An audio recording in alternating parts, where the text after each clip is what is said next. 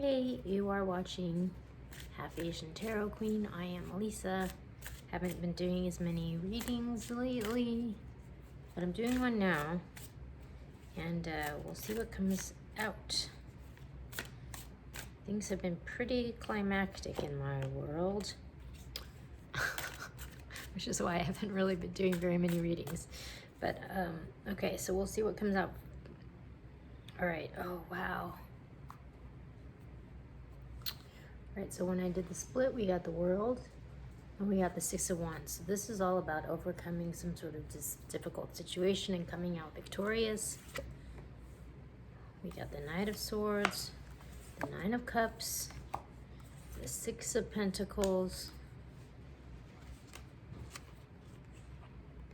Okay, so what I'm getting from that is there's a message coming in, wishes coming true, and something being brought into balance. It's two sixes, too, Pentacles and Wands.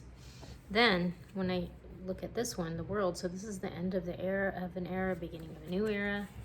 We have Five of Pentacles, Ace of Wands, the Fool,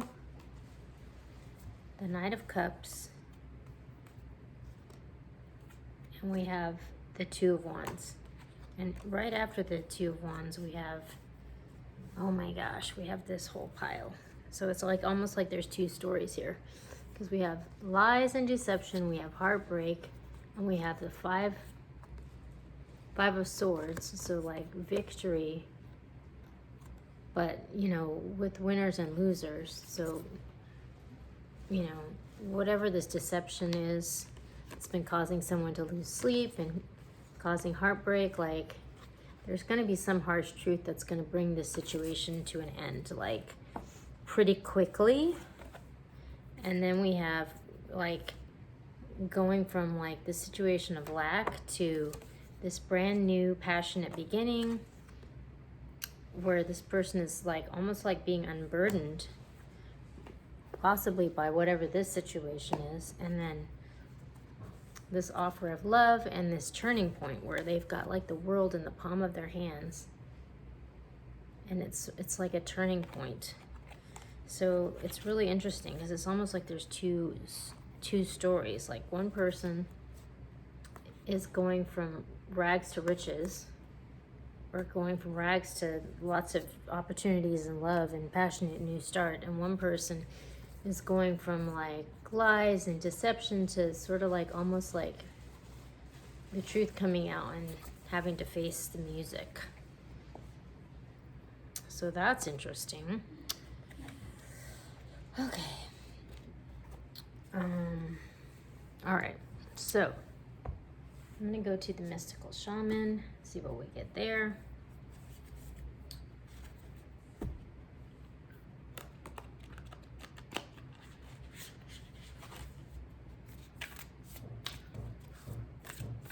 But yeah, there's definitely been some climactic stuff going on in my world. For the moment, it's like people keep telling me it like should be a movie, and that probably should be true. Okay. All right. So we got Witness, we got Arrow, and we got Corn. So it's like, it's almost like this person has already done all this work. They've already healed themselves. They're like manifesting. They know what they're trying to bring forward. And at this point, like the work has already been done. So they just need to allow for it to unfold. And we have the Arrow, which is a card of alignment. It's like when you've come into alignment with all that is and you're operating, you know, towards the highest good, your arrow, you see, it's in alignment with all these elements. So it's like when you release your intention into the universe, it's gonna hit its mark. And it looks like it's gonna bring about abundance. So it's almost like, it's interesting because we're in like harvest moon season, and this is like almost like a reap what you sow sort of reading. And it's interesting because we have these birds which can be like indicative of like this message of truth coming out, which we got here with the Knight of Swords. And you know, and underneath this we have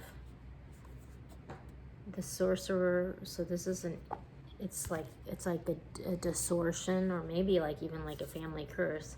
We have ancestors presiding over this situation, and we have the drum. So things are happening in divine timing. So it's like, wow. Pretty climactic. Okay, I'm gonna go to the Light Seers. Okay, so when I pull it out, we got the Star and we got the Ten of Wands. So somebody's finally able to drop this burden. It's like, look at all this stuff they're carrying down this long, treacherous path. We have the Six of Swords. So moving on from a bad situation to a better situation. We have a Tower. So whatever this burdensome situation is, it's like being disrupted. And there's like this new beginning emerging out of it. And then we have the Star, which is a card of healing, and it's a card of wishes coming true and enlightenment. Like this person has like some bright idea, you know. There's a reading a while ago called You May Be a Lucky Star, which I'll link here. But we have the Star, we have the High Priestess, and it's interesting because in this version of the High Priestess, it's almost like this person is getting this download. And it's like coming through them. And then we have the Queen of Cups, which in this deck, like I get as like someone who's done all this work to sort of like heal their vibration so they can resonate at a new situation. And then we have the Page of Wands, which is like good news. So this is like really a reading of like overcoming and manifestation and timing, and like almost like overcoming some sort of generational curse, and stepping into like a new stage or experience in life. And this being almost like a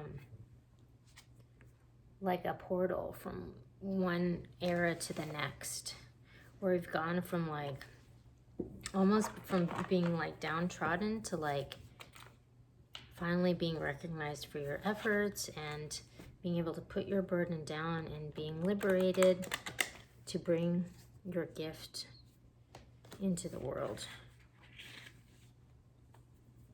Okay, so I'm gonna pick one card from the Law of Attraction. I've been getting a lot of inspiration from what's going on in England with the Queen, and you know, that's kind of like the end of an era and the beginning of a new era. And so it's like very ceremonial, you know, what's been being put out, and so it's very inspiring. Okay, so we got my goal of happiness is important enough, and we got I know who I really am. So this is really interesting because it's almost like a story of acceptance, you know. The reason you are not conscious of any specific pre-birth goal is because there were no specific goals. You had, before your birth, general intentions such as being happy, being an uplifter, having continuing growth, but the specific processes to achieve those things are up to you to decide here and now. In this time, you are a creator. So this almost reminds me of this John Lennon quote where it's like, you know, when you're in school, they ask you like, what do you want to be when you grow up? And you know, people are like a doctor, a lawyer, a banker, or whatever. And his answer was, I just want to be happy. And people were like, that's not the right answer. But it actually is, you know, that is the right answer. I know who I really am. You are an extension of non-physical energy. You are indeed an extension of that which we are. We are known as teacher, and we are known as Abraham, and we are together because of our matching intentions and desires. So it's almost like, you know, what is unfolding is an extension of who who you really are. And so this person is like almost like removing these blockages that have sort of like blocked them from manifesting their gift. And it's like we're putting all of this down, and that's paving the way for this, almost like this unfurling. And it looks like it's really beautiful, and it's going to lead to a lot of abundance and harmony and really good things. So it's kind of like the beginning of this new journey and way of engaging life that's not necessarily tied to sort of like specific expectations, like being a lawyer, banker, you know, whatever, but it's actually going to lead to a lot more happiness and fulfillment, and being in alignment with who you were meant to be in this life. So it actually is really, really, really good. So I'm just going to leave it there for now. Check in soon with more updates.